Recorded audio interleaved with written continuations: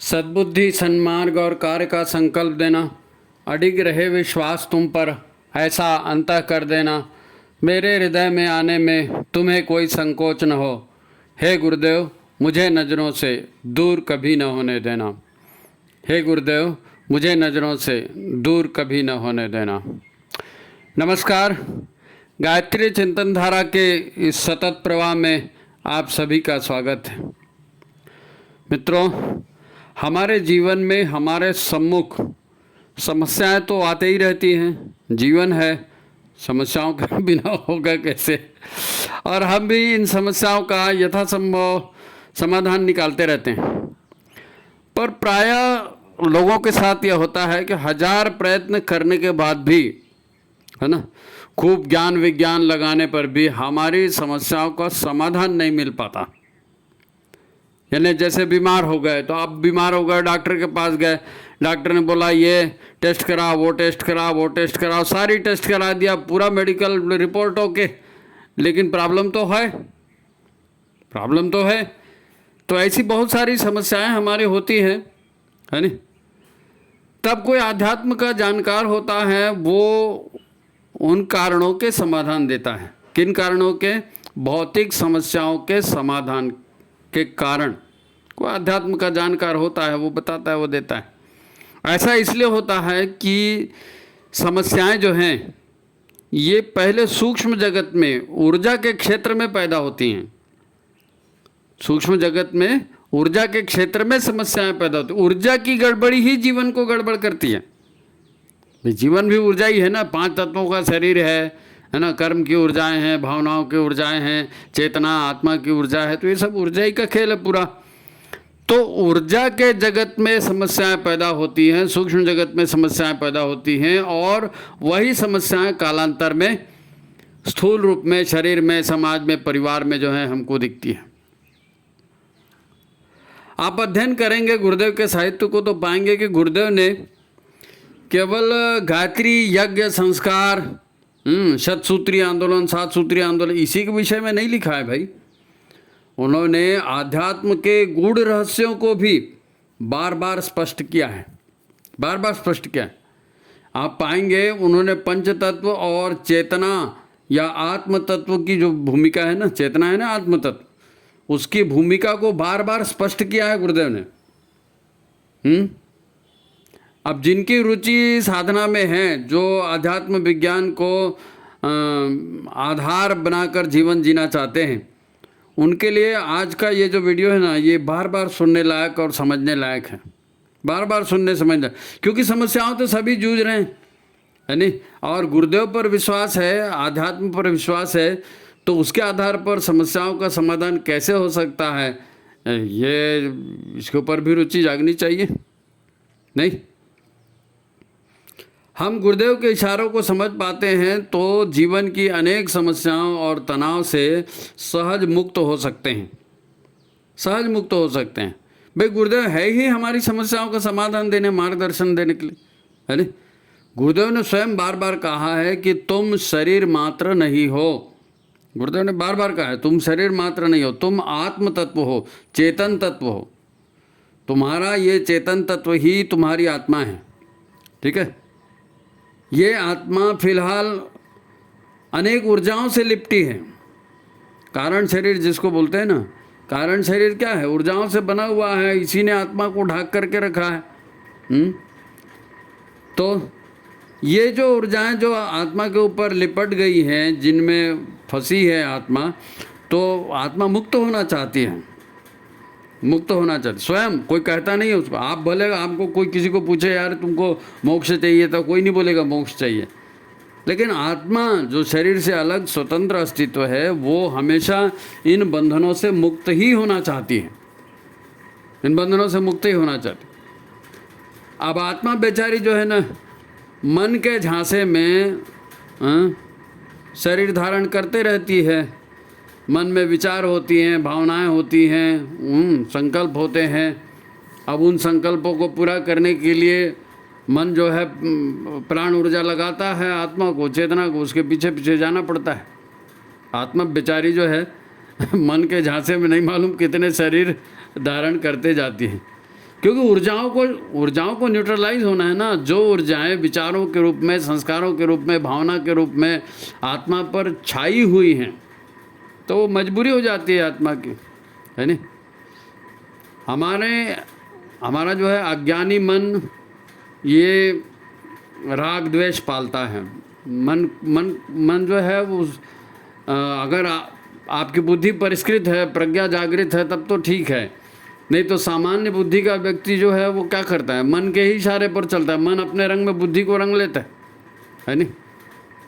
तो ये मेरे को अच्छा लगता है, ये मेरे को अच्छा नहीं लगता है, ये मेरे को अच्छा लगता है, मेरे को अच्छा नहीं लगता, मैं तुमको देख लूँगा, हे भगवान उसका ऐसा कैसा हो गया, वो ख़त्म हो जाए, वो जिंदा, वो पता नहीं क्या क्या सोचते रहते हैं अपने और दूसरे के बारे में। घृणा करेंगे, ईर्ष्या करेंगे, द्वेष करेंगे। तो ये सारी ऊर्जाएं मन पाल लेता है ना राग द्वेष के कारण, है नहीं। और इसी से फिर आत्मा की गति में अवरोध पैदा होता है। आत्मा अपने आप को स्वच्छ करना चाहती है, पवित्र करना चाहती है, तो उसमें गतिरोध पैदा होता है, क्योंकि मन की ऊर्जाएं जो हैं अलग अलग शरीरों में घुसा देती हैं उसको। आज अपन इसी क्रियाविधि को समझेंगे।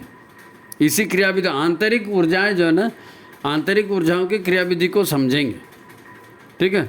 तो आप इसके आधार पर कैसे सुखी हो सकते हैं, कैसे जो है भौतिक समस्याओं से, मानसिक समस्याओं से छुटकारा पा सकते हैं, ये आज का विषय है। तो इसको ध्यान से सुनेंगे।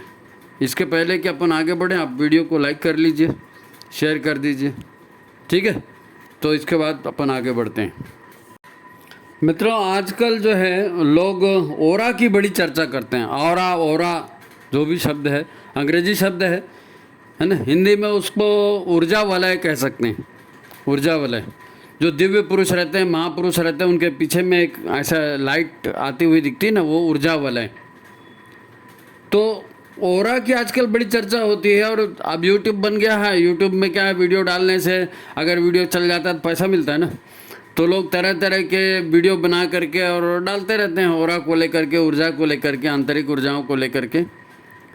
बुरा नहीं है, लेकिन भटकने के चांसेस हैं इसमें भटकने के चांस। अब आपको बता दिया भाई, देखो लाल रंग का ऊर्जा ये बताता है, या ऑरेंज रंग का ऊर्जा ये बताता है, ब्लू रंग का ऊर्जा ये बताता है, ओरा ये बताता है, ब्लैक रंग का जो ओरा है वो ये बताता है, वाइट रंग का ओरा ये अब ये सब को आप सुन लेंगे, पढ़ लेंगे, आपको समझ में नहीं आएगा। क्योंकि किसको फुर्सत है जो ओरा देखते बैठेगा। ओरा एक सूक्ष्म ऊर्जा है, ऊर्जा वलय कह रहे हैं ना, सूक्ष्म ऊर्जा है वो। अब सूक्ष्म, आत्मा भी सूक्ष्म है, कौन देखने जाता है, मन भी सूक्ष्म है, कौन देखने जाता है, ऊर्जा वलय कौन देखने जाता है। अब पढ़ लेते हैं लोग बाग, अरे अपने ओरा को ठीक करो, अरे वो निगेटिविटी बढ़ गई है, जो उसकी वजह से भूत पकड़ लिया, उसकी वजह से ये हो गया, उसकी वजह से नकारात्मकता बढ़ गई, वो तुम ऐसा सोचने लगे वैसा। पर उपदेश कुशल बहुत दूसरे को ओरा के नाम से खूब उपदेश देते रहते हैं। तो उसको अपन आज समझेंगे गुरुदेव ने इस विषय पर क्या कहा है। और ये बात तो निश्चित है कि आंतरिक ऊर्जाओं से ही भविष्य बनता बिगड़ता है। क्योंकि नकारात्मक ऊर्जाएं हैं, वो नकारात्मक मानसिकता बनाती हैं, नकारात्मक कार्य करते हैं, उसके परिणाम भी नकारात्मक आते हैं, दुख मिलता है। सकारात्मक ऊर्जाएं होती हैं, मन को प्रफुल्लित करती हैं, सेवा भावना लाती हैं, कल्याण की भावना लाती हैं, व्यक्ति अच्छे काम करता है, सुख होता है। ऊर्जाओं का पूरा खेल है, इसमें दो मत नहीं है। आज अपन समझेंगे कि ये ओरा क्या है, ऊर्जा वलय जो होता है ये ओरा क्या है। और अगर आपका ओरा खराब हो गया है, बिगड़ गया है, काला हो गया है, डार्क हो गया है, तो उसको ठीक कैसे करेंगे, ओरा को ठीक कैसे करेंगे। क्योंकि ओरा को ठीक करेंगे तो शरीर ठीक होगा, और इसका रिवर्स भी है कि शरीर ठीक होगा तो ओरा भी ठीक होगा अपने आप, है नहीं। शरीर ठीक होगा तो ओरा भी। असल में क्या है, जैसे अपन अगरबत्ती जलाते हैं तो अगरबत्ती जलती है लेकिन उसकी खुशबू फैलती है। आप जलेबी लेके आए, मिठाई लेकर के आप पुड़िया में बंधा है, लेकिन उसकी खुशबू बाहर आ रही है। अनानास लाए, आम लाए, ऐसे फल लाते हैं तो फल दिखता नहीं है, लेकिन उसका प्रभाव, उसकी खुशबू बाहर दिखती रहती है। वैसे व्यक्ति के भीतर की जो ऊर्जाएं हैं, सकारात्मक ऊर्जाएं हैं, नकारात्मक ऊर्जाएं हैं, सात्विक ऊर्जाएं हैं, राजसी ऊर्जाएं हैं, तामसी ऊर्जाएं हैं, बहुत सारी कैटेगरी बनाई ना अपन। तो जिस तरह की ऊर्जा भीतर में होती है वही छन छन के बाहर आती है, वही छन छन के बाहर आती है। कोई व्यक्ति है, उसके हृदय में प्रेम है, तो उसका चेहरा अलग दिखेगा। करुणा है तो उसका चेहरा अलग दिखेगा, क्रोध है तो उसका चेहरा अलग दिखेगा, है नहीं। कोई लालच है, लालच में फंसा हुआ है तो उसका चेहरा अलग दिखेगा। ये चेहरा तो वही रहता है ना, ऊर्जाओं का खेल है, ऊर्जाएं बदलते जाती है। अब जो ऊर्जाएं शरीर में है वही तो बाहर निकलेंगे ना। अगर अंदर में गुस्सा आ रहा है तो गुस्सा बाहर निकलेगा, अगर अंदर में प्रेम आ रहा है तो प्रेम बाहर निकलेगा, अंदर में सात्विकता है, करुणा है, दया है, ममता है तो वही करुणा, दया, ममता, सात्विकता बाहर आएगी। तो ऊर्जा कोई अलग से ऊर्जा को ठीक करना है तो कुछ हो जाएगा ऐसा बोलते हैं और सुन लो उसको बोलते हैं तो, लेकिन अंतःकरण ठीक होगा, अंतःकरण की ऊर्जाएं ठीक होंगी तो ओरा भी ठीक ही दिखेगा ना। तो ओरा को चेक करने की जरूरत नहीं है। ओरा को ठीक करने के लिए क्या विधियां हैं इसको अपन जानेंगे कि अगर ओरा खराब हो गया है, ब्लैकिश हो गया है तो उसको कैसे ठीक करेंगे, है ना। वो होता क्या है, जैसे आपका काम करने में कहीं मन नहीं लगता, किसी आदमी को देखा वो आदमी आपको अच्छा नहीं लगा, वो आदमी आपके नज़दीक आया तो आपके सिर दर्द होना चालू हो जाता है। तो ये नकारात्मक ऊर्जाएं हैं, व्यक्ति पर प्रभाव डालती हैं।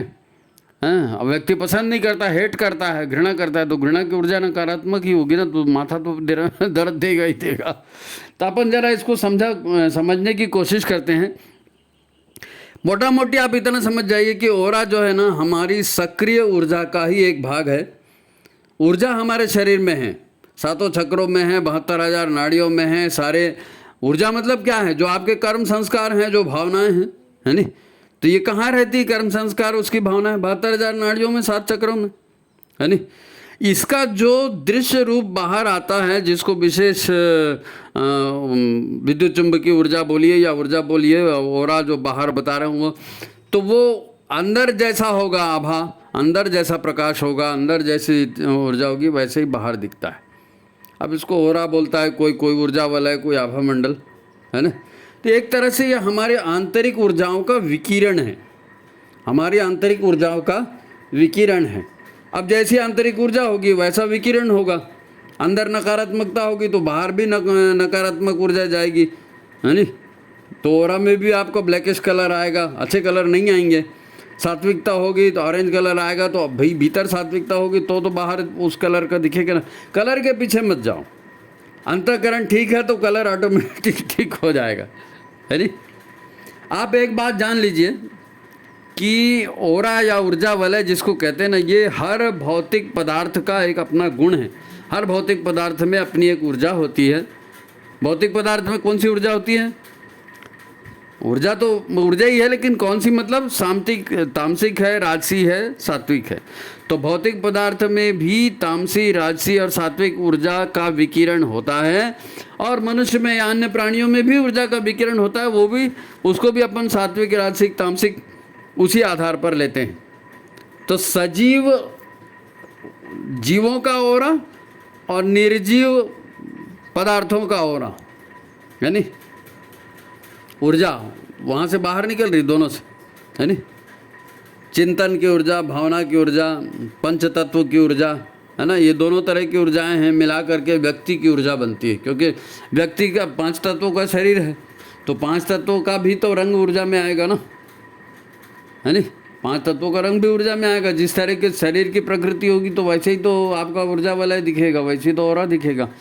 और चिंतन, भावनाएं, वो तो मन को बनाती हैं, मन को दिशा निर्धारित करती हैं। वही तो मन में ठूस ठूस कर भरा रहता है, तो वो भी ऊर्जा को कलर देगा और दिशा देगा, है नी।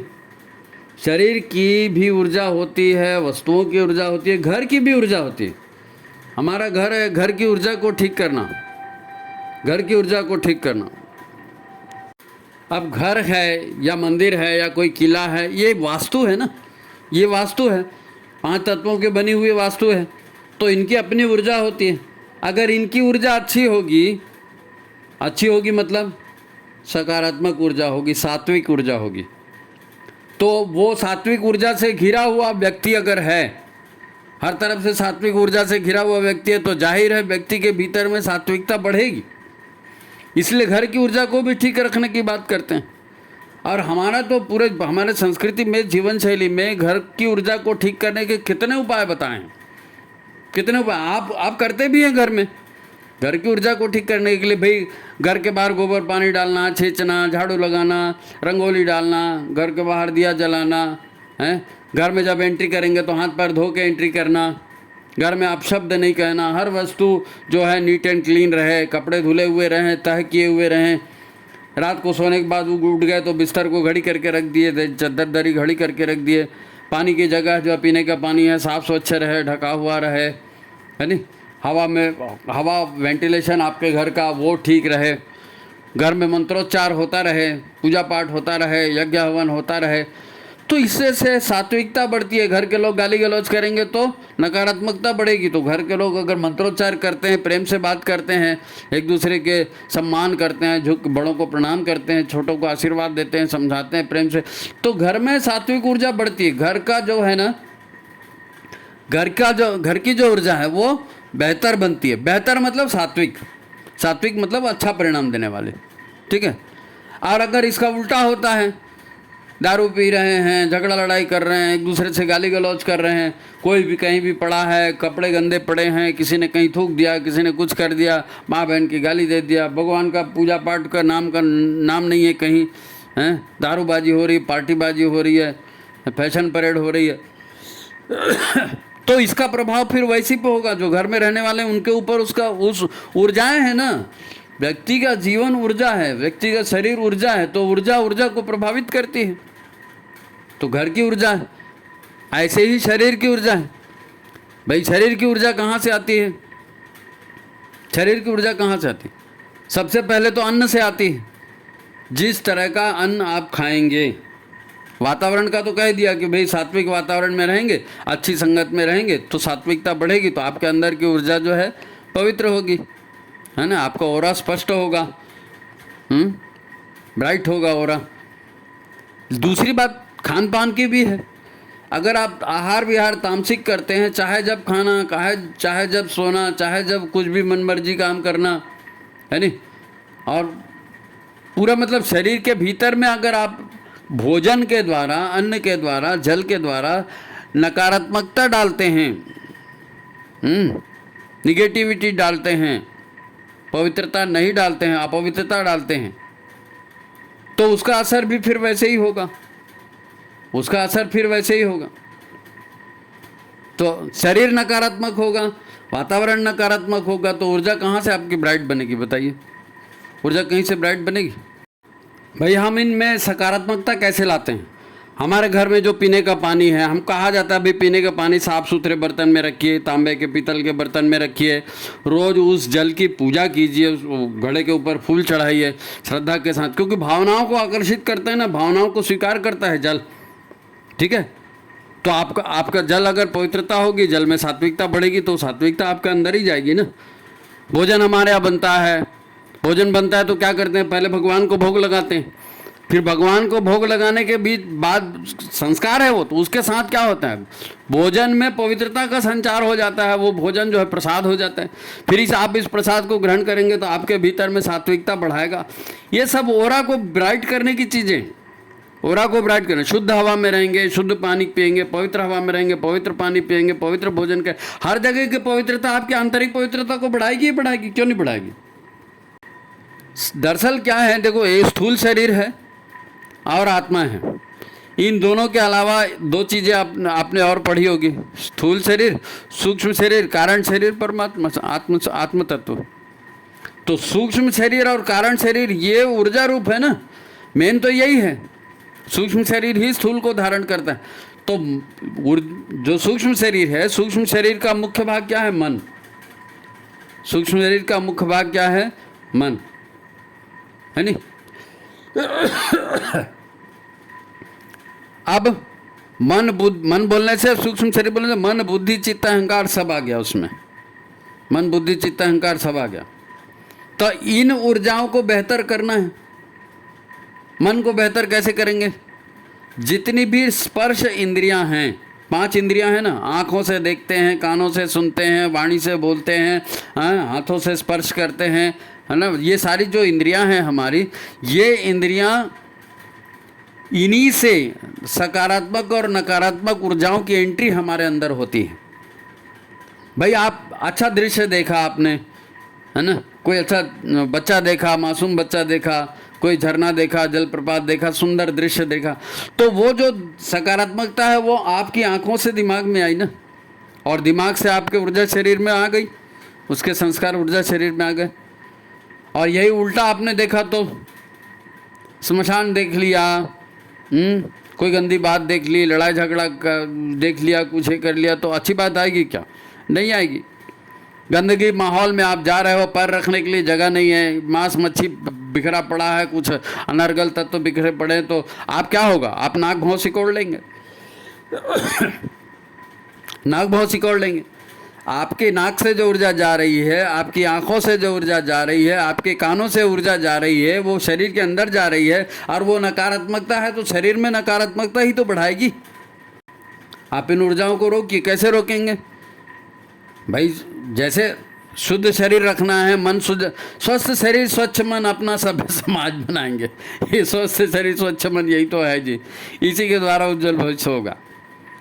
तो मन के अंदर आंतरिक ऊर्जाएं जब बोलते हैं ना, तो आंतरिक ऊर्जा यही सारी ऊर्जाएं होती हैं, यही सारी। एक तो प्रारब्ध की ऊर्जाएं हैं, वो आप लेकर क्या है, तो उसको तो अब कौन देखेगा? उसको तो कर्म कर चुके हो ना, तो उसके परिणाम आपको आएंगे ही आएंगे, उसके परिणाम आपको आएंगे ही आएंगे।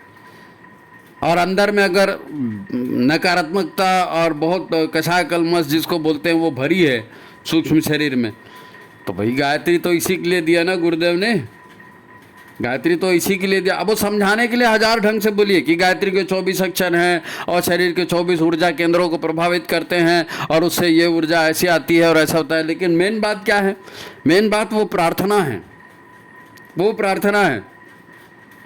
क्या? धियो यो न प्रचोदयात्, प्राण स्वरूप दुख नाशक शुभ स्वरूप परमात्मा जो सब ब्रह्मांड में व्याप्त है, वो हमारे अंतःकरण में प्रवेश करे और उसकी ऊर्जा जो है हमारे कषाय कलमशों को दूर करे। प्रार्थना तो यही होती है। तो प्रार्थना अगर मन से कर रहे हैं तो कषाय कलमश भीतर के पिछले भी जन्मों के होंगे वो भी दूर होंगे, इस जन्म के होंगे वो भी दूर होंगे, नहीं होंगे?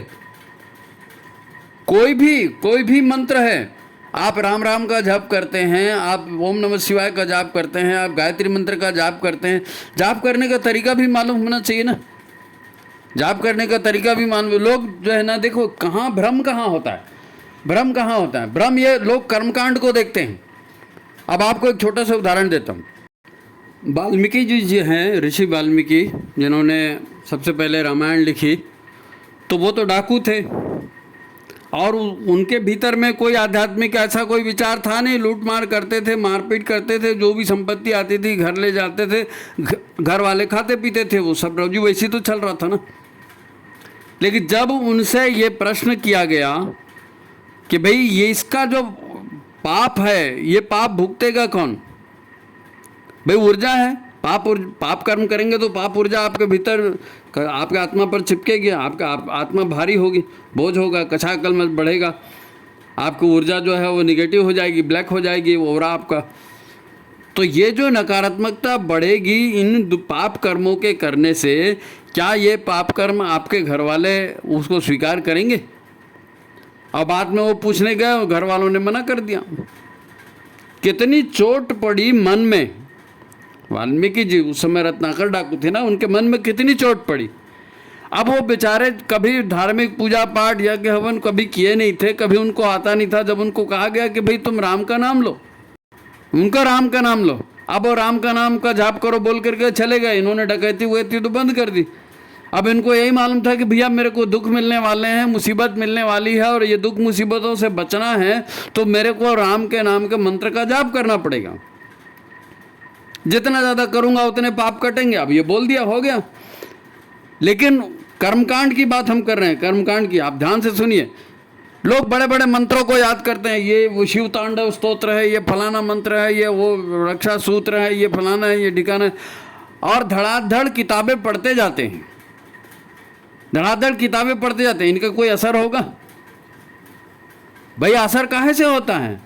असर मतलब ऊर्जा काहे से होगा? ऊर्जा भाव से आएगी। भाव कहाँ पैदा होंगे? मन में पैदा होंगे।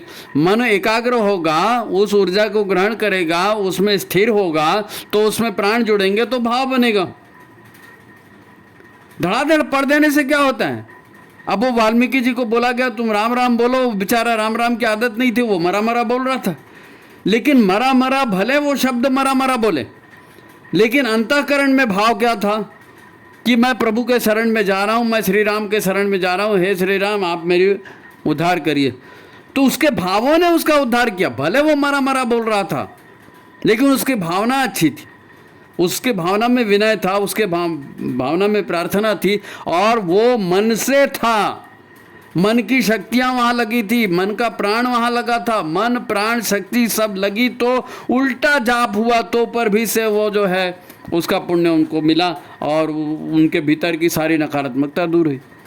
अब मन तो लग ही नहीं रहा है। आप बड़े बड़े मंत्र बोल रहे हैं, आप गायत्री मंत्र बोल रहे हैं, दुनिया भर के मंत्र बोल, मन लग ही नहीं रहा है, मन लग ही नहीं रहा है। अब क्यों नहीं लग रहा है? क्योंकि अंदर में पूरी नकारात्मकता भरी हुई है, तो मन कहाँ लगेगा? मन कहाँ लगेगा? देखो, आपने भी अनुभव किया होगा, बहुतों को आप साहित्य देते हो, पढ़ते साहित्य पढ़ो, आज फलाने का प्रवचन आ रहा है उसको सुनो, या आप खुद भी भाषण देते होंगे कई लोगों को, और फिर लोग यही बोलते हैं उसको कितना समझाओ जी, वो मानता नहीं मानेगा। क्यों नहीं मानेगा? क्यों नहीं मानेगा? भाई एक आदमी है, उसने भरपेट खाया हुआ है, गले तक खाया हुआ है, जो उसके पसंद का था उसने खाया, मटन मछली छोले भटूरे जो भी उसको खाना था पूरा पेट भर क्या। अब आप उसको दे रहे हो कि ये सात्विक है, ये खिचड़ी है, ये अमृतासन है, इसमें सब्जियां भी पड़ी, ये भी पड़ी है, तू खा ले, तेरे को लाभ होगा।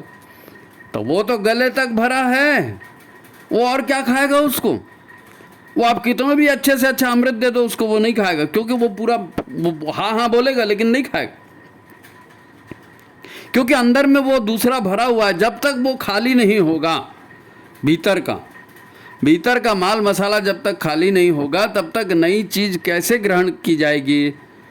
वो साधु वाला पढ़ते हैं ना कि कमंडल में गोबर था और वो भिक्षा लेने गया, गौतम बुद्ध ने उनको भेजा था, तो भैया तू गोबर खाली कर तब तो मैं खीर इसमें दूंगी, और गोबर खाली नहीं करोगे तो कैसे बनेगा? तो हमारे भीतर की भावना दूसरी भावनाएं भरी हैं, नकारात्मकता भरी है। इसीलिए तो उपास करने बोलते हैं, आस्वाद व्रत करने बोलते हैं, कष्ट सहन करने बोलते हैं, प्राणायाम करने बोलते हैं, पेट साफ करने बोलते हैं, विचारों की शुद्धि करने के लिए बोलते हैं। क्यों? अंदर का कचरा साफ होगा, अंदर का कचरा साफ होगा, तब तो मन लगेगा किसी प्रार्थना में, किसी मंत्र में। छोटी सी बात है, लेकिन पूरा ऊर्जा का खेल है। मन ही तो संवाहक है, मन एवं मनुष्याणाम बंधन मोक्ष कारकम। पवित्रता आती है ना, पवित्रता आती है। वो एक गीत गाते हैं ना अपन, निर्मल मन हो तो रघुनायक सबरी के घर जाते, श्याम सूर्य की बाह पकड़ते, साग विदुर घर खाते। तो मन में अगर निर्मलता है, मन में अगर शुद्धता है, सात्विकता है, तो वहीं ईश्वर का वास है। और मन में अगर नकारात्मकता है, मन में अगर कषाय कलमश है, तो वहीं राक्षस का वास है। सीधी सीधी बात। ऊर्जा है, सकारात्मकता है, ऊर्जा आपकी ब्राइट होगी, ओरा आपका ब्राइट होगा, प्रकाशमान होगा, ओरा दूर तक आपका प्रभावी बनेगा। आपकी विद्युत चुंबकीय जो शक्ति है, आपकी आत्मिक जो शक्ति है, प्राण ऊर्जा है, वो दूर तक प्रभावी होगी। और अंदर नकारात्मकता है तो क्या होगा? ऊर्जा ब्लैक हो जाएगी, उसका कोई प्रभाव नहीं होगा। दूसरा कोई आपके पास आएगा तो आपसे घृणा करेगा, आपसे दूर भागेगा। ऊर्जा का खेल है पूरा। और जब नकारात्मक ऊर्जा शरीर में भर जाएगी तो शरीर के तंत्र काम करना बंद कर देंगे, बीमारियां हो जाएंगी ना। फिर आप डॉक्टर के पास जा रहे हो, सारे टेस्ट करा रहे हो, डॉक्टर बोल रहा है सब ओके है, फिर बीमारी जा नहीं रही। क्यों नहीं जा रही?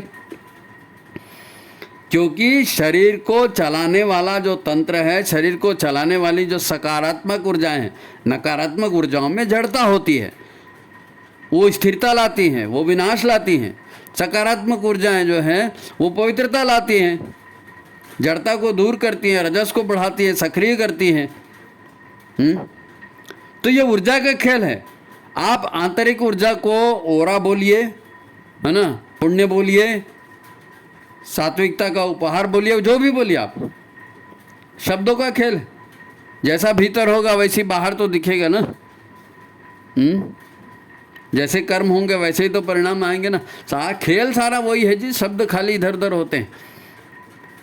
मन को निर्मल करना है, मन निर्मल होगा, मन में शुचिता होगी, गलत भाव नहीं पैदा होंगे, तो भाई सब काम ठीक होगा। गायत्री जाप करेंगे और मन से जाप करेंगे तो कषाय कल्मष कटेंगे, मन में सद्बुद्धि आएगी तो आपका भविष्य उज्ज्वल होगा। आप यज्ञ करेंगे, खाली आहुति डाल दें, आप क्या बोलते हो, आप ऐसा मुठा मुठा भर के मत डालिए, श्रद्धा भावना के साथ जैसे बच्चे को खिलाते हैं वैसा डालिए, भावनाएं उसके साथ लाइए। यज्ञ रूप प्रभु हमारे भाव उज्ज्वल कीजिए। सारा खेल भावों का है, कर्मकांड से कुछ नहीं है, भावना से ही सब कुछ है। भावना पैदा करने के लिए कर्मकांड है। तो आंतरिक ऊर्जाओं को इन सब बातों से बेहतर किया जाता है। भाई गुरुदेव की बात तो मानोगे ना, गुरुदेव की बात तो मानो। गुरुदेव सबसे पहले प्राथमिक बातें जो कहते हैं, असतो माँ सतगमय, तमसो माँ ज्योतिर्गमय, मृत्योर्मा अमृतम गमय।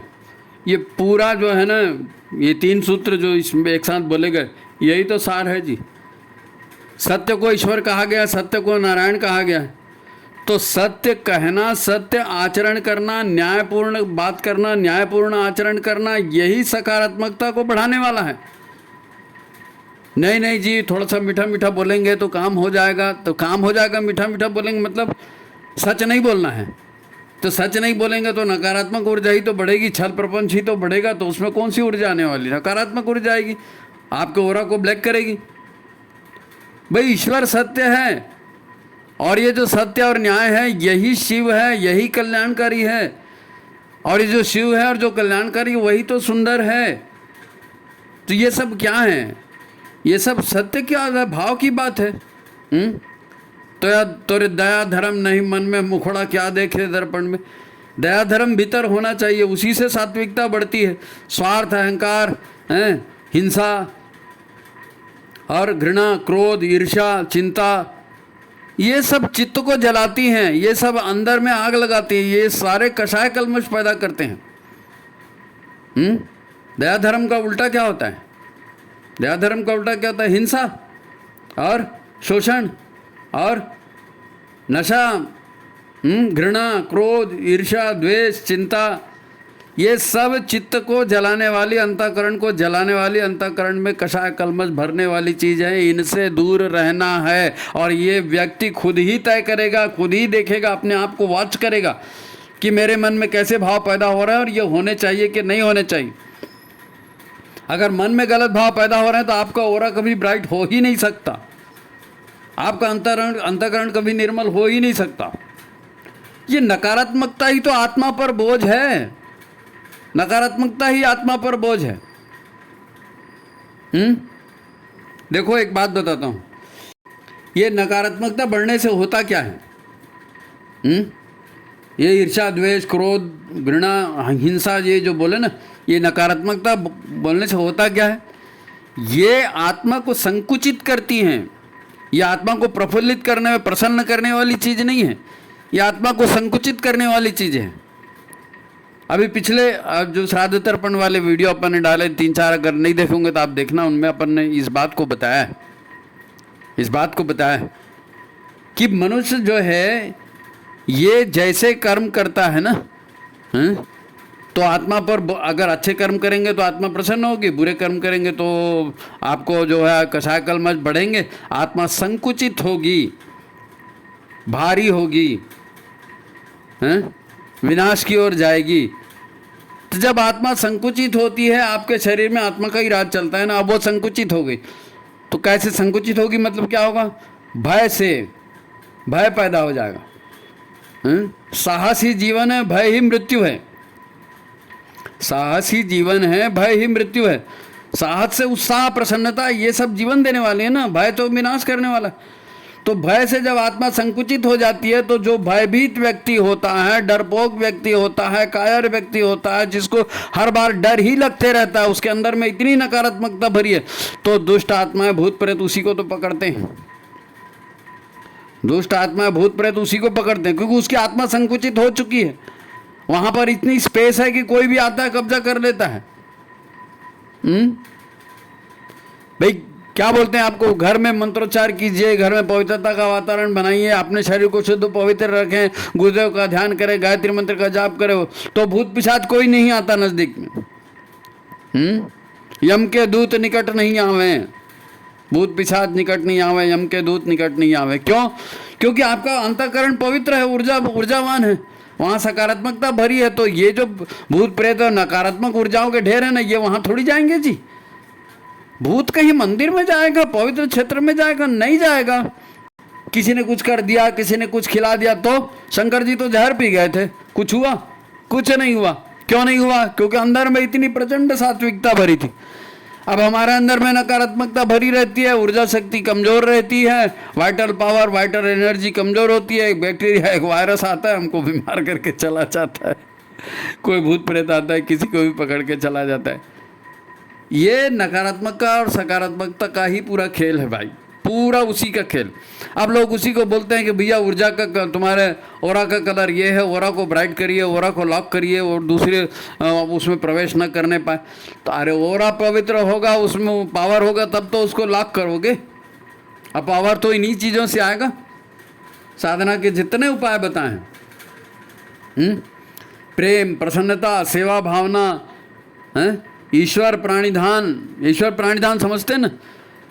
मतलब मैं मेरा अहंकार खत्म करना, कि भगवान ने दुनिया बनाई है, दुनिया भगवान के हिसाब से चलनी है, मेरे को भी भगवान के हिसाब चलना है। ये भगवान जो भी करेंगे ठीक ही करेंगे।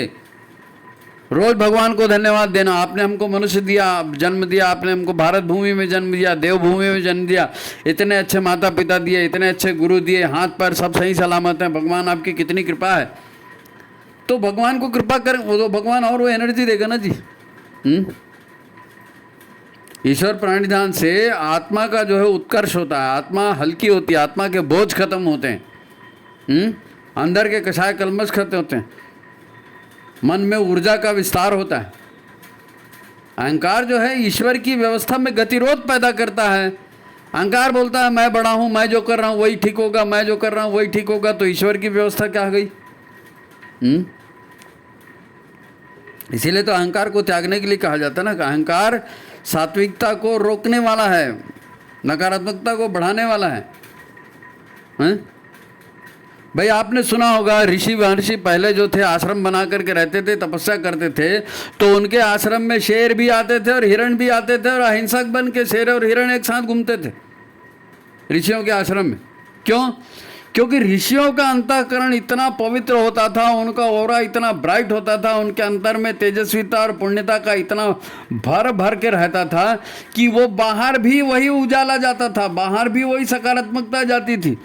तो शेर की हिंसा है वो भी खत्म हो जाती थी, हिरण का भय था वो भी खत्म हो जाता था। ऊर्जा का ही खेल है, ऊर्जा का, सकारात्मक ऊर्जा से सब होता है। ऋषियों के आश्रम में इसीलिए तो होता था। भाई गुरुदेव जब प्रार्थना कहते हैं असतो मां सद्गमय, हमें असत्य से सत्य की ओर ले जाइए, क्योंकि असत्य से सत्य की ओर नहीं ले जाएंगे तो साधक सविता एक कैसे होगा? विसर्जन विलय, अंदर सात्विकता जाएगी कैसे? असतो मां सद्गमय है ना, सारा तमस दूर होगा तब तो बनेगा, असत्य दूर होगा, तमस दूर होगा तो जीवन मिलेगा, अमृत मिलेगा।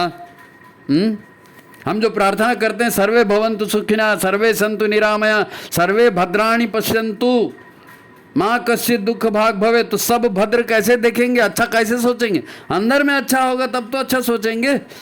अंदर में अच्छाई को बढ़ाने का नाम ही साधना है, अंदर में अच्छाई को बढ़ाने का नाम ही साधना है। ऊर्जा का खेल है, ऊर्जा के खेल को समझना बहुत जरूरी है। छोटा सा उदाहरण देता हूँ, आजकल जगह जगह सड़क में भंडारे होते रहते हैं।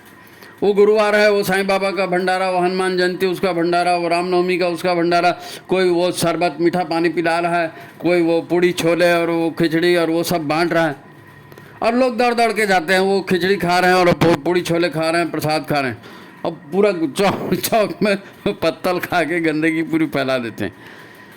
आपको क्या लगता है वो प्रसाद है, और प्रसाद खाने से आपके भीतर कुछ अच्छी ऊर्जाएं जगेंगी?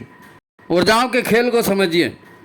भाई मैंने हनुमान जी से कहा, मैंने राम जी से कहा, मैंने साईं बाबा से कहा, शंकर जी से कहा, जिसका भी भंडारा कर रहा हूँ उसको भंडारा, मैंने क्या कहा? मेरे बच्चे की तबीयत ठीक हो जाए भगवान। तो अब ठीक है वो भंडारा करा रहा है और वो खाना खिला रहा है लोगों को, और वो जिस भाव से खाना खिला रहा है कि बच्चे की तबीयत ठीक हो जाए, तो ठीक होने के लिए ऊर्जा कहाँ से आएगी? तो आप उस प्रसाद को बोल के, भंडारे का जो भी भोजन है उसको बोल के आप खा रहे हो, तो वो जो निगेटिविटी बच्चे के अंदर है वो आपके अंदर आएगी और आपके अंदर की ऊर्जा उस बच्चे में जाएगी, तब तो बच्चा ठीक होगा। बच्चे को ठीक होने के लिए ऊर्जा आएगी ना, कहाँ से आएगी? लोग जितना ज़्यादा से ज़्यादा प्रसाद खाएंगे उतने ज़्यादा से ज़्यादा उसको पुण्य मिलेगा बोलते हैं ना। तो पुण्य मिलेगा मतलब वो ऊर्जाएं उसके भीतर प्रवेश करेंगे, तो सबके भीतर की अच्छी अच्छी ऊर्जा जाएगी, तो बच्चे की तबीयत ठीक हो जाएगी। भंडारा इसीलिए तो करते हैं।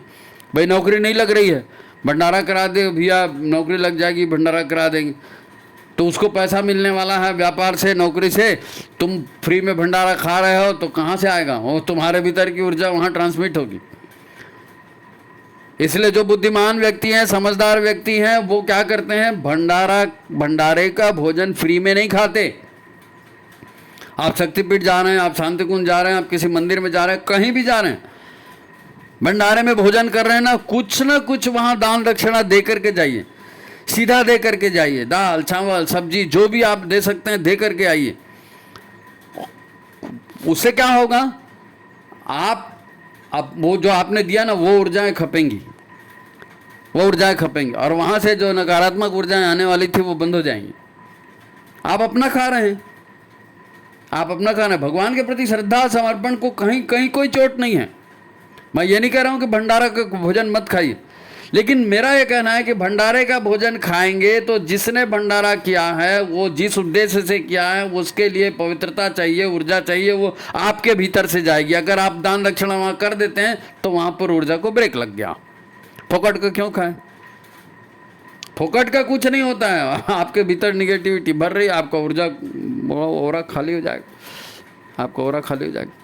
तो इस बात को समझना है, ये ऊर्जाओं का खेल है। हम ऊर्जाओं के खेल को ही समझ रहे थे। एक आखिरी बात बोल करके अपन इस बात को ख़त्म करेंगे। मैं पहले जब मिशन में नया नया जुड़ा था तो मैंने ये सोचा, मैं माफ़ी चाहता हूँ गुरुदेव से, माता जी से और सभी भक्तों से उनके, लेकिन मेरे अंदर जो भाव पैदा था मैं उसको बता रहा हूँ, है ना। तो मैं यही सोचता था कि गुरुदेव परमात्मा है, महाकाल है, ठीक है, उन्होंने 24 लाख के 24 महापुरुष चरण किए, अंतःकरण को पूरा शुद्ध पवित्र कर डाला। माता जी ने क्या किया? माता जी ने कितने पुरुष चरण किए? लेकिन मैं पूछता नहीं था किसी से, लेकिन जब माता जी की कृपा के घेरे में आया, माता जी के कृपा के घेरे में आया और मैंने एक गीत सुना जी, मेरे आंसू आ गए, आपके भी आंसू आ जाएंगे। ईश्वर प्राणिधान, ईश्वर की व्यवस्था को स्वीकार करना, है ना। करिष्ये वचनम तव, हे भगवान जो आपने कहा है। गुरुदेव ने जो भी कहा, जैसे राम का कहा हनुमान जी ने माना, वैसे गुरुदेव का सारा कहा वंदनीय माता जी ने माना। सारा कहा उनका शरीर क्या है, उनकी शिक्षा क्या है, फलाना ठिकाना, वो सब एक तरफ रखिए। उन्होंने, गुरुदेव ने जो जो कहा वो सब उन्होंने किया। आप गीत सुना है, शांति कुंज प्रणाम के लिए जाते हो, कभी वो गीत को सुनना, रोना आता है, वो मतलब आंसू आते हैं उसको सुनोगे तो। पितु मातु सहायक स्वामी सदा, तुम ही एक नाथ हमारे हो। अब जो ईश्वर को, जो गुरु को पिता माता सहायक सखा सब कुछ मान रहा है और गुरु के प्रति पूर्ण समर्पित कर रहा है, अपना कुछ नहीं है, जो कुछ है सब गुरु का है, तो सारे कसाय कल में सारी इच्छाएं, सारी भावनाएं आपने त्याग दिया और गुरु को धारण कर लिया, तो सारी पवित्रताएं ही तो धारण की ना। भाई वंदनीय माता जी भी अवतारी चेतना है और उनको विषय से करके भेजा गया था गुरुदेव का साथ देने के लिए, वहाँ तक वो सब ठीक है, लेकिन हम उनको अवतारी चेतना नहीं भी मानेंगे तो भी ये कितनी बड़ी बात है समर्पण की, कि गुरु को कहाँ तक समर्पण उन्होंने किया। पितु मातु सहायक स्वामी सखा, तुम ही एक नाथ हमारे हो। समर्पण की ताकत है, समर्पण की ताकत है। अब इस तरह का समर्पण होगा तो माता जी और गुरु जी में फर्क क्या बचा? माता जी वही माता जी है, वही गुरु जी, यही तो हो गया। वही भक्त है, वही भगवान है, यही तो हो गया। ईश्वर की उपासना करते हैं, गुरु की उपासना करते हैं, गुरु के जैसा बनने के लिए, ईश्वर के जैसा बनने के लिए। अब जब उसके जैसा बनेंगे मतलब आंतरिक ऊर्जाओं को ही तो आप ठीक करेंगे, आंतरिक ऊर्जाओं को ठीक करेंगे और अपने आप ठीक होगा। जितनी सात्विकता बढ़ती है, सत्य से जितना जुड़ते हैं, उतना आत्मा का बोझ कम होता है, उतना ऊर्जाओं का प्रभाव बढ़ता है, तो ब्रह्मांड से आपका योग हो जाता है, ब्रह्मांड से आपका योग हो जाता है। आपकी चेतना पल भर में कहीं से कहीं चली जाएगी, आप अपने संवाद पल भर में कहीं से कहीं भेज दोगे। ये भीतर की शुद्धता, पवित्रता, सात्विकता और ईश्वरत्व को धारण करना, ये सारा जो है ना, साधना के जितने उपाय हैं, साधना के जितने उपाय हैं, मन को ठीक करने के जितने उपाय हैं, है ना, ये सारे विचारों को ठीक करने के जितने उपाय, इन्हीं के द्वारा ऊर्जा को ठीक करेंगे। आंतरिक ऊर्जा इन्हीं से ठीक होंगी, है ना। ये तो बी प्रैक्टिकल और व्यवहार की बातें और फलाना और ठिकाना बोलते हैं, ये सांसारिकता है, इसी में फंसते हैं सब लोग, कभी उबर नहीं पाते इससे, कभी उबर। अगर आपको लोगों के जैसा रहना है तो लोगों के जैसे परिणाम भी मिलेंगे, गुरु के जैसे रहना है तो गुरु के जैसे परिणाम भी मिलेंगे। आज की बात यही समाप्त करते हैं, काफ़ी बड़ा हो गया है ना। आप 2-4 बार 10 बार इसको सुनिए, ज़्यादा से ज़्यादा लोगों तक भेजिए, लोगों का अनुष्ठान जो है ना सफल हो, लोगों की साधना सफल हो, इसी उद्देश्य से माता जी का मैसेज है ये मानकर चलिए। तो ठीक है, वीडियो को लाइक करिए, शेयर करिए और अपने सुझाव हमको व्हाट्सएप पर भेजा कीजिए, है ना। ये यूट्यूब पर आप कमेंट करते हो, लिखते हो, उसमें फिर बनता नहीं। व्हाट्सएप पर करिए तो हमको लगेगा तो हम फ़ोन भी कर देंगे, जैसे भी होगा आपसे संपर्क करके आपकी समस्याओं का समाधान करेंगे। तो लाइक शेयर कर दीजिए। आज की बात यहीं समाप्त। सभी को प्रणाम, नमस्कार।